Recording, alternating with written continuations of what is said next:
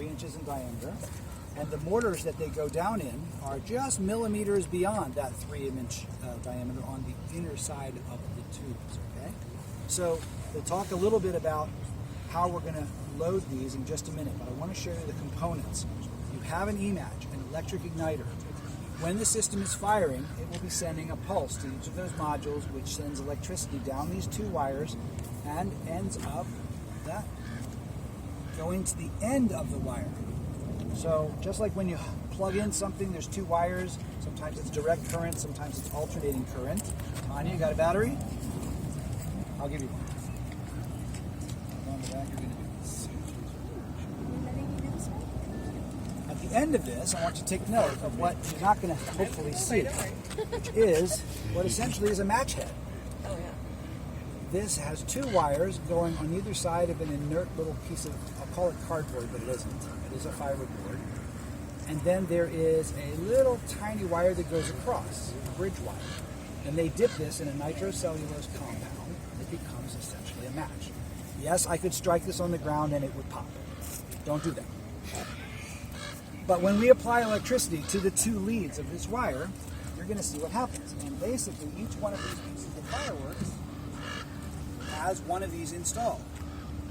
This is how we fire these shows now. We do them electrically instead of hand firing them with a flare. Now, this is not going to hurt you, but I want you to take note what happens as soon as, and this is just a little AA battery. There's not a lot of voltage coming out, and it doesn't take much to light these. You ready? Go ahead. And 3, 2, 1. That's it. Match. Now, quick match is 2 components. One is this black match that you see out here.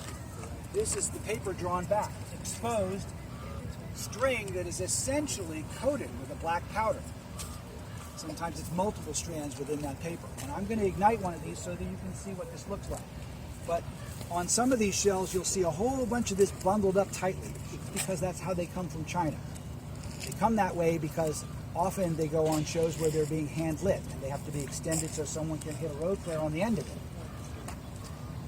When you light the black match, which is what is inside, it burns at a couple feet per second. It's going to be slow. It's going to remind you of safety fuse that you've seen on safe and sane fireworks or other things, but it actually burns faster.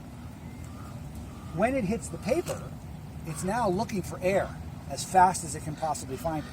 And it goes to the other end of that, and you'll see what happens on a little bundle that I do. That little bundle will represent what happens down here inside the shell. Now I want you to walk back this a little ways. I want you all to step back a little bit. When this goes, this is going to fly all over the place, which is why we keep it bundled where you see it. It's not going to hurt you, but we will see it jump around a bit. And it's pretty amazing what happens. All right?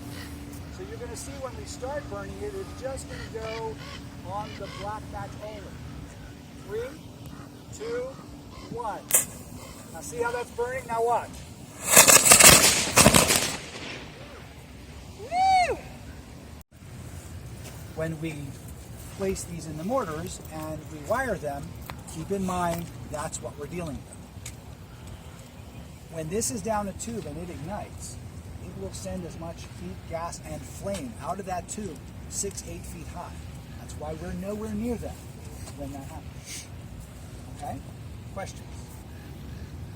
I know where the boom comes from, but where like all the whistles and stuff, like when they do the, is that something in there? Each product is different depending on the way they're loaded and the way, the whistles don't often happen on individual shells, but they can.